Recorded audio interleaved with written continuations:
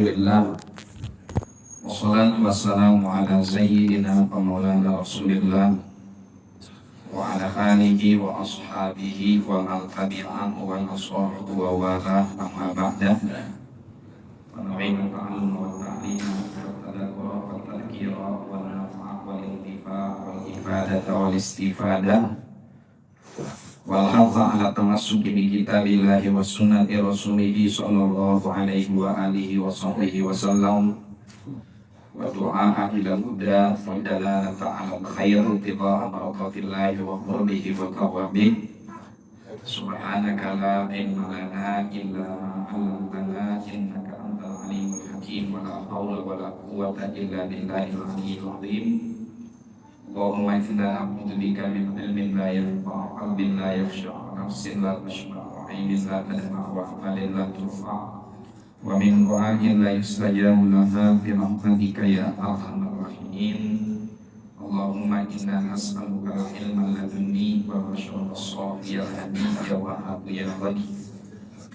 Allahumma la sahla illa ma ja'altahu sahla wa anta taj'alul hazana idza syi'ta sahla. Allahumma sahhil lana hifdzal qulub wa hab lana tawsi'al fil qulub ya nabiyyika rasul. Allahumma arinal haqqa haqqan warzuqna ittiba'ah wa arinal batila batilan warzuqna ijtinabah wa la taj'alhuma mushtabihan 'alaina fanattabi'al hawa.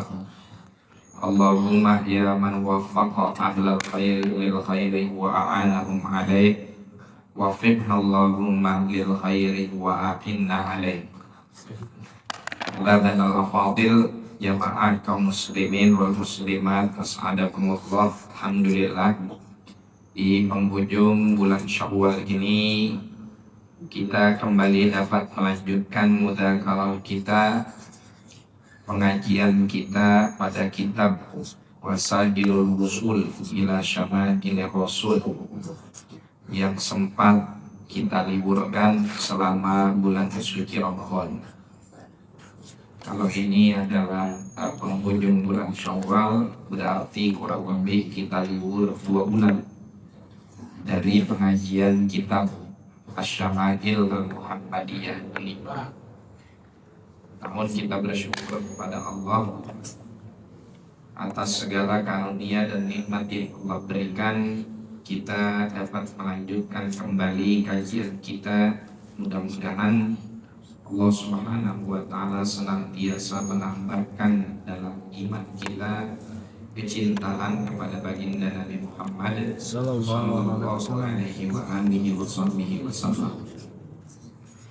Jamaah sekalian yang dimuliakan oleh Allah, masih pembahasan kita tentang fisik baginda Nabi Muhammad sallallahu alaihi wasallam. Faqala al-musannif rahimahullahu ta'ala wa nafa'ana bihi wa bi ulumihi wa bi ulumi sa'iri sholihin wa radiyallahu anhum wa an nabihim ila an qala rahbur rahati syatnul kafaini wal qadamaini. Baginda Nabi sallallahu alaihi wa alihi wasallam itu tersifati dengan rahbur rohan. Apa itu arti dari rahbur rohan? Rahbur rohan itu ay wasi'ul kaffi hissan wa makna. Rasulullah itu punya telapak tangan yang cukup lebar, baik secara fisik ataupun secara sifat. Secara fisik artinya memang telapak tangan Rasulullah ini diameternya cukup lebar dibanding tangan orang pada umumnya. Bukan hanya itu, Rabbur Roha di sini juga diartikan secara majaz yang memiliki arti al-karam wal jud, kedermawanan dan kebaikan. Jadi bukan cuma telapak tangannya doang yang lebar, akan tetapi juga kedermawanan Rasulullah yang luar biasa. Kalau kita punya telapak tangan lebar, kadang belum tentu baik. Bisa jadi telapak tangan lebar tapi kemarut, serakah. Karena telapak tangan lebar enak, ngembatnya banyak. Iya enggak? Kalau telapak tangannya kecil, dapatnya dikit. Tapi kalau telapak tangannya lebar, ngembatnya banyak. Iya, main raup-raup aja. Kita datang berangkat silaturahim ke rumah orang, diundang selamatan, diundang tahlilan, masya Allah. Kadang-kadang besek yang dikasih Rasulul Bait belum cukup tuh, sampai dengkul kita pakai peci. Tahu dengkul dipakai peci mah? Iya, duduk kayak begini nih, ya kita tarik peci, ngomong sama yang bagian besek nih, temen kita belum dapat nih. Ya, temen kita belum dapat yang mana ini pakai peci. Ada aja yang kalah-kalah yang hidup mah. Itu amat ditambah yang kancang ada di depan kita tahu. Ya nggak ngapa-ngapa sih, dibolehin sama saya berbait. Yang penting kita juga harus jadi orang yang dermawan, mencontoh baginda Nabi Sallallahu Alaihi Wasallam. Karena Sayyidina Hasan bin Thabit, ya, seorang sahabat yang agung, jago syair. Beliau memuji Rasulullah Sallallahu Alaihi Wasallam dengan ungkapan yang luar biasa. Kata beliau, lahu rahatun law anna mi'syara judiha alal barri kanal barru anda minal bahri. Rasulullah itu punya kedermawanan yang kalau 1/10 dari kedermawanannya di atas daratan ini, ya, kedermawanan Rasulullah 1/10-nya ya, itu bahkan melebihi karunia yang ada di lautan. Lahu himamun lahun tahali kibariha, punya cita-cita, punya semangat yang tinggi luar biasa. Bahkan saking tingginya cita-cita Rasulullah itu, semangatnya Rasulullah itu saking gedenya sampai kagak ada tepiannya. Wa himmatuhu sughra ajallu minad dahri, bahkan semangatnya yang paling kecil kalau diukur itu lebih agung, lebih tinggi daripada seluruh masa. Ya. Dunia ini umurnya berapa? Katakan dunia umurnya 10.000 tahun. Itu cita-cita dan juga semangat Rasulullah Sallallahu Alaihi Wasallam 1/10-nya ya, atau sebagian kecil dari spiritnya, dari semangatnya, dari perjuangannya, dari kebaikannya, itu masih belum cukup kalau dikasih waktu 10.000 tahun untuk beliau menuntaskan semua semangat dan cita-citanya. Makanya sampai diriwayatkan Nabi Shallallahu Alaihi Wasallam, ya, dalam beberapa peperangan itu beliau pantang menyerah, bahkan ketika fisiknya mulai banyak terluka. Bahkan pada saat itu para sahabat radhiyallahu ta'ala anhum wa ardhahum berlindung di balik badan Nabi. Ini saking spirit dan semangat Rasulullah dalam berjuang, dalam berdakwah, ya, dalam menegakkan kalimatullah. Alih-alih beliau sebagai pemimpin yang dilindungi, justru beliau sebagai pemimpin yang melindungi. Ini bedanya pemimpinan Nabi dengan kepemimpinan zaman sekarang, zaman now. Kalau Nabi jadi pemimpin itu sebagaimana diriwayatkan dalam banyak kutubus sirah, ya, bahkan Sayyidina Imam Husain As-Sagaf, ya, itu dalam kitab beliau Balabilut Taghrib fi mastafatnahu ayyamat tajrib, ketika menceritakan atau membahas tentang dua sifat Nabi Dalam Syama'il disebutin Nabi orang paling takut, tapi dalam riwayat yang lain Nabi orang paling berani. Itu kata beliau, takutnya Nabi kepada Allah, beraninya Nabi karena Allah. Disitulah beliau kemudian mengutip kisah ketika Nabi Shallallahu Alaihi Wasallam bersama para sahabat ridwanullahi taala alaihim sedang berada dalam jihad fisabilillah. Peperangan berkecamuk sangat luar biasa. Sahabat banyak yang rada keter nyalinya. Itu mereka berkumpul di belakang badan Nabi Sallallahu Alaihi Wasallam. Ya. Bukan mereka melindungi Rasulullah, tapi mereka justru dilindungi oleh Rasulullah. Coba dah, pemimpin mana sekarang yang kayak begitu? Yang katanya negaranya super power, katanya, ya, katanya negaranya super power. Di jalan keluar gedung putihnya itu udah ketakutan Pak. Nah, patwalnya banyak, ya. Terus mobilnya tuh yang mobil apa disebutnya Mr. West apa gitu, ya. Dengan segala macam fitur keselamatan dan perlindungan. Apa namanya, bodinya banyak sekian mili atau sekian inci, nggak tahu berapa dah. Yang kalau ada ranjau darat banyak atau betus. Terus lagi ada darat tambahan buat kalau transfusi dan lain-lain sebagainya.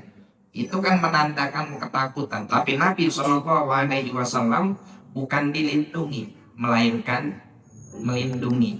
Ya, udah susah kita ketemu pemimpin zaman sekarang yang begitu. Rata-rata pemimpin zaman sekarang minta dilindungi. Ya, kecuali RT nggak ada patwalnya. Ya, RT gak ada patwalnya. Ya paling yang ngejagain rumah RT Hansip. Ya.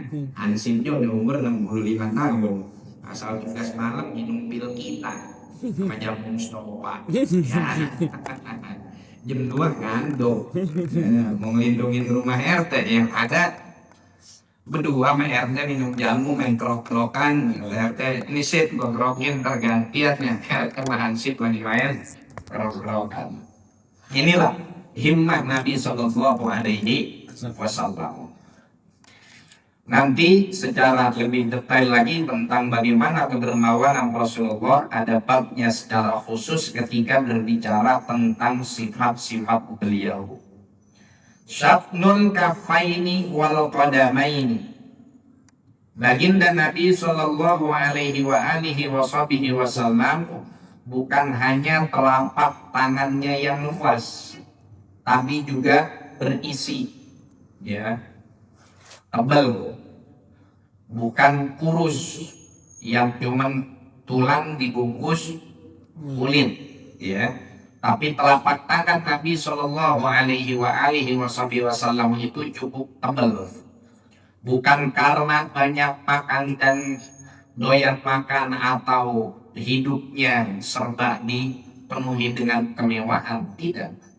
Bahkan Nabi Shallallahu Alaihi Wasallam orang yang paling sering mencontohkan kita melakukan puasa, ya. Akan tetapi satu, yang puasa Rasulullah beda kayak puasa kita. Rasulullah mau puasa biar kata di wisol pun boleh. Apa yang wisol kagak buka maghrib, lanjut sampai maghrib besok. Nabi mah boleh, tapi kalau kita kagak boleh, ya. Dilarang sama Nabi Shallallahu Alaihi Wasallam. Dulu ada sahabat bilang, ya Rasulullah, saya pengen puasa aja seumur hidup. Satu lagi bilang, ya Rasulullah, saya pengen qiyamul lail seumur hidup. Satu lagi bilang, ya Rasulullah, saya mah kagak mau nikah seumur hidup. Karena kalau udah nikah, fokus ibadah keganggu. Baru mau berangkat haji, ini udah menonton sarung. Mau mana sih baru? Mau tahlilan, tahlil mulu, yang lain juga ada. Kali-kali apa ajak saya jajan ke Migacoan. Akhirnya kagak jadi berangkat. ngaji keseriu pada sarung, sarungnya dibentot sama bini. Mau berangkat sholat subuh berjamaah di masjid, sebelum subuh hujan, baru ke siap-siap. Bini ngelarang. Emang kalau mau ngelonin saya ntar sholat subuh di rumah juga bisa berjamaah sini sama saya. Nah, udah lemes kalau udah digituin sama bini ya. Yang punya bini. Belum lagi kadang kita mau sedekah, waduh, bini udah kayak ini OJK, otoritas jasa keuangan, ya. Kita mau berangkat Jumatan, ngisi kotak amal gocap aja bini nyap sampai 2 bulan. Kotak amal sampai gocap, goceng nggak cukup, begitu. Jadi kadang-kadang ya ibadah dibikin ribet gara-gara bini, begitu. Bini orang, ya bini jamaah masjid assalam kagak ada yang begitu. Buktinya nih pada ngaji, ya kan, kata yang sarungnya dibetot kan, nggak ada. Ya, sampai bini-bininya ikut ngaji. Memang banyakkan orang lakinya daripada orang perempuannya. Itu tandanya bapak-bapaknya sama bininya emang diusir. Lagi pendin, ada suami kita dengan ngaji sekalian, taruh pulang subuh gitu. Nah, akhirnya apa kata baginda Nabi Sallallahu Alaihi Wasallam? Innama asumu wa uftir. Jangan, saya juga kadang puasa kadang kagak. Wa usolli wa usolli wa anam. Kadang saya malam yang lail, ya kadang saya juga ada tidurnya. Wa atazawwajun nisa, dan saya juga nikah. Nah terus sahabat ada yang pengen wisol, kata Nabi, lastu kahai atikum. Ente mah puasanya jangan disambung, kalau udah dengar beduk maghrib udah buka. Nah itu Nabi boleh puasa sampai besok. Lastu kahai nantikum, saya mah bukan kayak RT. Innama yut'imuni rabbi wa yasmin. Kalau saya mah biar kata maghrib kagak buka juga sampai besok tetap puasa, bawaan saya tetap kenyang atau kagak aus, karena saya dikasih makan dan dikasih minum langsung oleh Allah Subhanahu wa Ta'ala, tanpa perantara kaifiyah atau tata cara makan dan minumnya manusia. Nah, Nabi Shallallahu Alaihi Wasallam kembali kepada makna syatrul kafaini tadi. Badan beliau tetap berisi meskipun makan beliau kagak banyak, ya. Tapi ada kita makan banyak, cuman badan kurus, ya. Kalau makan banyak badan gemuk, namanya kelihatan bekas makannya ada. Ya, ada yang makannya banyak tapi badannya kurus. Ada yang baru banget selesai makan, selesai minum langsung WC. Ya, makannya 2 piring, tapi habis itu langsung buang air. Nah ini namanya perut peletokan, diisi doang, habis itu ditembak. Nah, walau kodama ini, begitu juga kakinya Nabi Shallallahu Alaihi Wasallam. Kodam itu nih yang dari mata kaki ke bawah, ini namanya kodamun, ya, dalam bahasa Arab. Rijlun, kaki keseluruhan, dari paha sampai bawah tuh rijlun. Tapi masing-masing dari kaki ini ada bahasanya sendiri-sendiri, ya, ada fahdun, ada sakun, ada rukbatun, dan lain-lain sebagainya. Sa'ilul atraf, baginda Nabi Shallallahu Alaihi Wasallam sa'ilul atraf. Apa itu makna sa'ilul atraf? Sa'ilul atraf itu artinya adalah mumtadul asadir, jarinya rada panjang. Karena ada orang yang jarinya buntet-buntet, ya, buntet-buntet, ya. Tapi jari Nabi Shallallahu Alaihi Wasallam cukup panjang. Tapi tawiluha tulan muqtadilan bainal ifrat wa tafrid. Panjangnya yang gak sampai panjang banget, ya standar. Cuma kalau diukur sama orang yang biasa fisiknya atau postur tubuhnya sama dengan Nabi Shallallahu Alaihi Wasallam, itu jari jemarinya lebih panjang dari mereka. Wahakala Khosmanul Akhmasaini, Nabi Shallallahu Alaihi Wasallam itu tersifati dengan Khusmanul Akhmasaini. Apa ini Khusmanul Akhmasaini? Khusmanul Akhmasaini itu artinya adalah irtifa'u wasatil qadami alal ardi. Kita punya telapak kaki itu ada bagian yang kagak nyentuh tanah. Di belah sini nih, ya. Ini namanya akhmas. Terus akhmasun. Akhmasaini berarti dua. Ini kan belah sini kagak kena tanah. Nah, punya Nabi Sallallahu Alaihi Wasallam agak lebih titik dikit, ya. Lain nanti bagaimana ketika kita mendapati riwayat Nabi itu kalau jalan begitu nindak seakan-akan telapak kakinya itu semuanya nginjak tanah, ya. Itu nanti dijelaskan oleh para ulama, diantaranya Imam Al-Lahdi, ya, ketika beliau menjelaskan tentang dua riwayat yang seakan-akan bertolak belakang antara Khusmanul Akhmasaini ini. Kemudian yang selanjutnya Nabi Shallallahu Alaihi Wasallam itu masihul qadamaini yanhu anhumal ma. Telapak kakinya kinclong, ya. Masihul qadamaini ini kedua telapak kakinya itu kinclong. Yanhu anhumal ma. Kalau disiram air istilahnya kagak ada yang nyangkut. Seakan-akan tuh air langsung jatuh, ya. Kenapa? Kata para ulama, karena telapak kaki Nabi ini bila takasur kagak ada retak-retakannya, nggak kayak telapak kaki kita, ya, masih ada retak-retakan ya. Kalaupun mungkin belah sini, kadang ini belah sini nih kalau lama kita kan pakai sendal jengkel langsung pada meletak nih, ya. Tapi di bagian sini pun nih kita masih ada garis-garisnya. Nabi Shallallahu Alaihi Wasallam itu telapak kakinya licin, ya. Kalau pakai hand body telapak kaki Nabi mah udah licin, ya.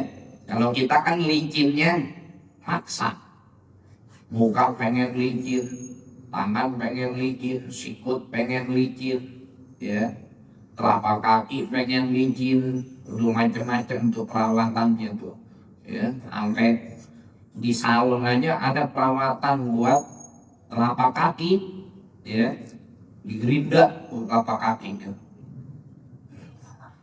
Ya kayak gerinda sih, ya, kayak di amplas gitu, cuma kecil alatnya.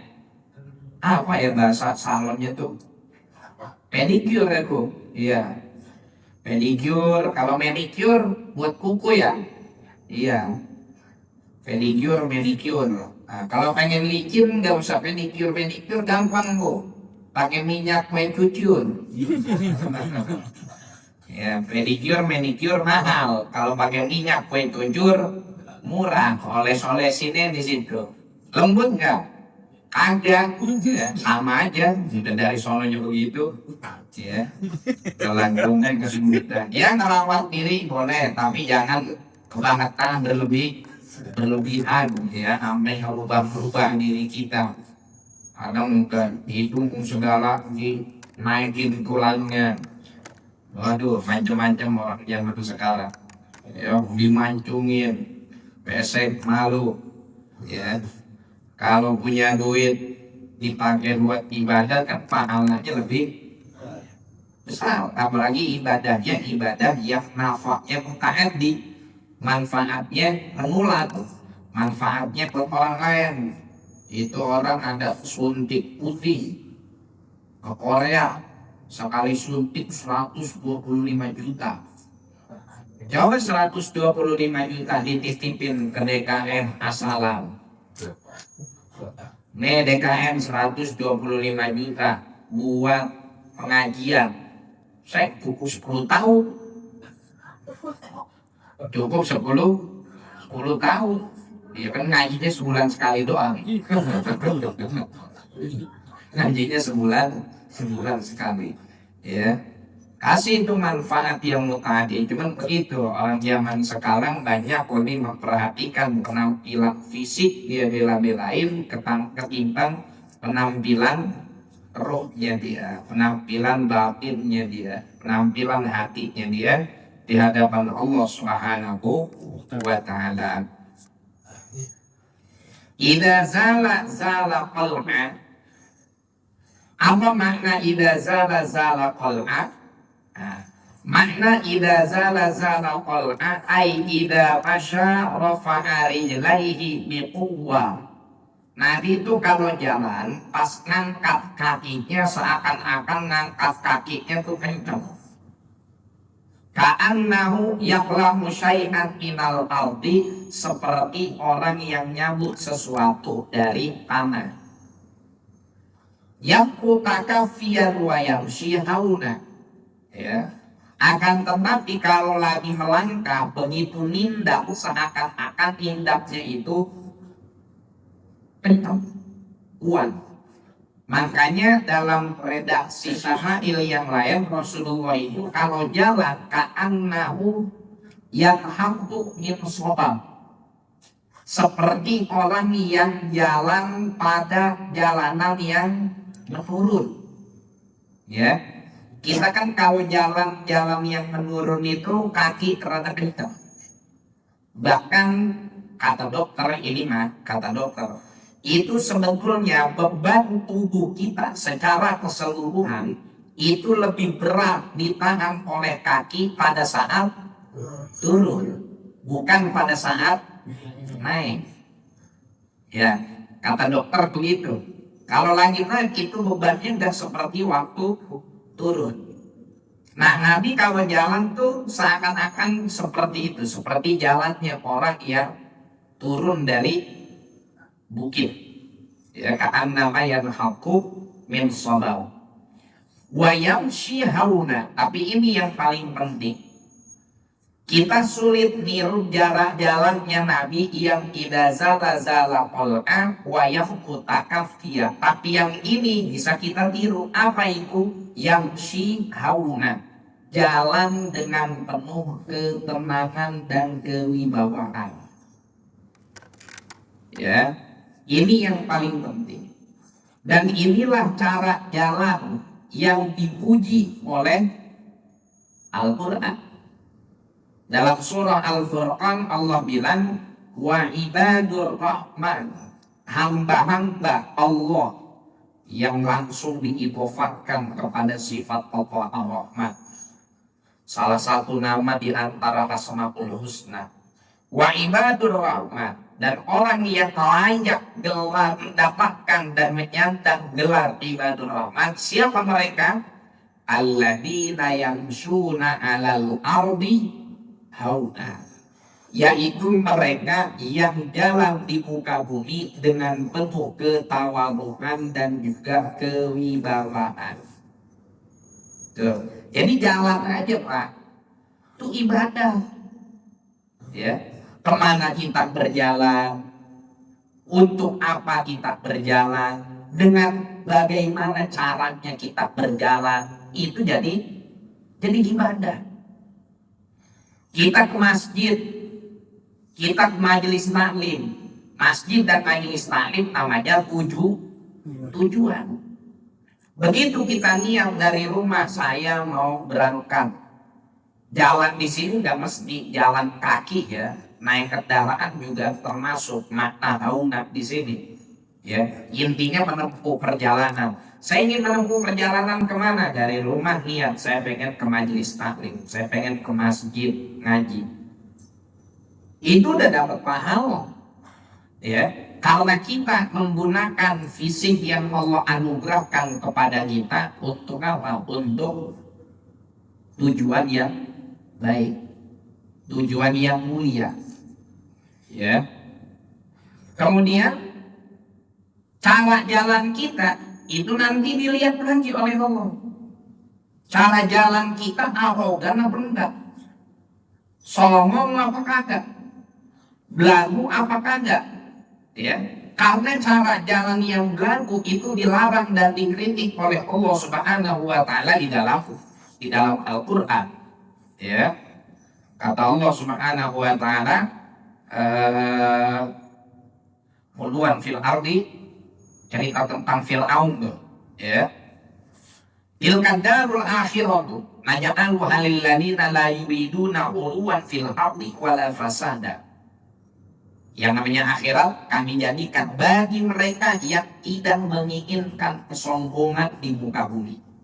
Ya, yang tidak menginginkan kesombongan di muka bumi, tapi yang sombong di muka bumi, yang cara jalannya kemudian ingin menunjukkan kepada orang bahwa dialah yang punya jabatan, dia yang punya kedudukan. Nah, itu biar kata tujuan jalannya bagus, maka cara dia jalan akan jadi dosa.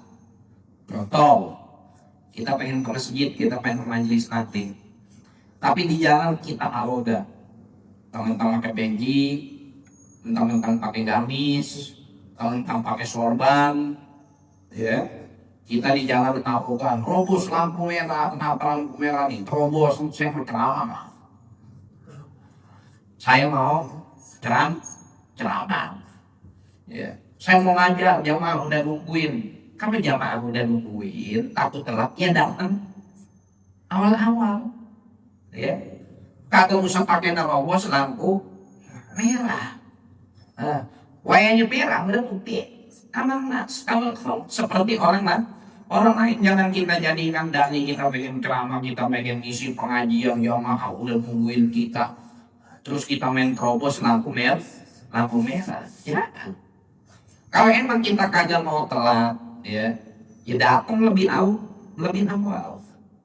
Makanya guru-guru kita ngajarin, ya sering tuh kalau ada acara ditanyain ke guru-guru kita, mau dipatwal enggak? Ditanya dulu, patwalnya resmi enggak? Kalau patwalnya resmi yang dilindungi oleh undang-undang, ya baru mau. Ada izinnya dari pihak berwenang, baru mau.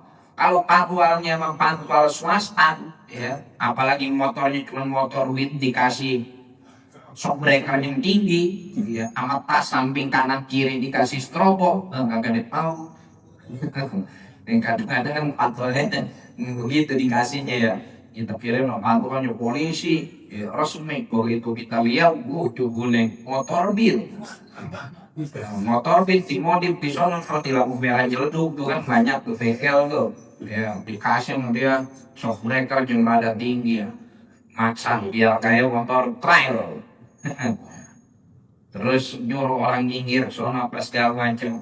Itu guru-guru kita kagak demen tuh lihat yang kayak begitu, ya makanya nggak suka. Ya kalau emang khawatir telat ya datang awal-awal. Ya kalau memang ternyata macet tanpa harus kita melawan arah, tanpa harus kemudian melanggar lampu merah, ya udah resiko, namanya perjalanan, ya.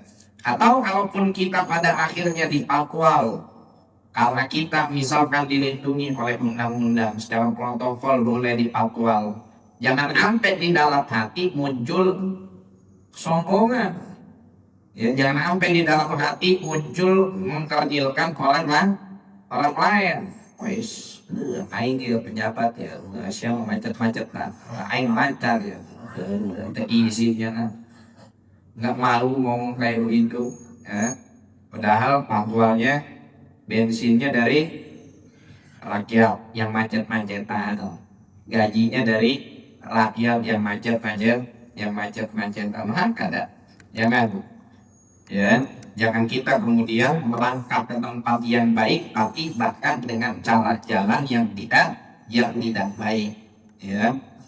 Firaun dulu begitu, kalau jalan songong, kalau jalan sengak ya, nguasain jalanan. Kita juga jangan gara-gara udah kaya dikit, punya duit dikit, belum pengen nguasain jalanan aja. Apalagi banyak hal-hal di jalan itu yang seharusnya kita menjadi ibadah rahman, berjalan dengan penuh ketawaduan, tapi justru kita melanggar itu ya. Pasang lampu yang silo-silo, ditambah maksa trobo, ditambah ngewa tutup ngok. Belum lagi kalau selama orang yang kalau susul begitu dia susul mentang-mentang mobilnya diesel, dia kasih cumi ke orang, akhirnya orang kegelapan, ngapain gitu ya. Malah kadang yang begitu ya, kalau Fortuner masih walaupun nggak bisa dimaklumin ya, Fortuner sama Pajero masih kelihatan gagah begitu. Ini kadang yang begitu yang sombong sigram sama kalian ya. Sama satu lagi ada expander, nabrak ibu ya. Nggak usah ya, yang dewasa kita di jalanan ya. Banyak etika jalan yang kalau kita renungi ternyata itu jadi ibadahku. Wow. Karena itu kan kita mentaati peraturan dan protokol perjalanan. Ya kita nih di jalan tol nih ya, kita di jalan tol ini pesan moralnya dari Yamshi Hauna. Kita di jalan tol, jalur paling kanan tuh buat nyusul, buat ngebalap, maksudnya bukan buat main balap, buat nyusul yang di depan, buat nyalip begini dong. Kalau lagi nyetir kalau dikasih pak begini nyalip pakai P ya, untuk nyalip ya. Nah itu kalau kita udah emang mau jalan lambat ya jangan belah kanan. Kalau kita tetap di satu jalur jalan lambat di sebelah kanan itu namanya land hogger, nggak boleh. Ada orang lebih kita lewat kasih. Kalau emang bapak pengen di belah kanan ya udah buan begitu ya. Belum lagi etika jalan yang lain, jangan merokok. Mau naik motor mau naik mobil kecuali mobil ditutup jendelanya. Ya, begitu jendelanya kan asapnya di situ. Kalau asapnya di situ ya rasain diri, di situnya ngerokok sih, ya. Karena abunya membahayakan orang lain. Ya kecuali kalau mobil bapak ada sunroofnya tuh, ya. Tutup kaca depan, kaca samping, sunroofnya buka biar asapnya keluar, jangan nyalain AC, abunya buang di situ, sediain asbak. Jangan buang abu di jalan, apalagi buang puntung di jalan, ya. Ada orang kelilipan yang meninggal, kelilipan abu rokok meninggal, jangan dianggap enteng tuh. Abu rokok bisa bikin meninggal loh. Orang dia kelilipan abu rokok ngekep begitu mulai paling busuk,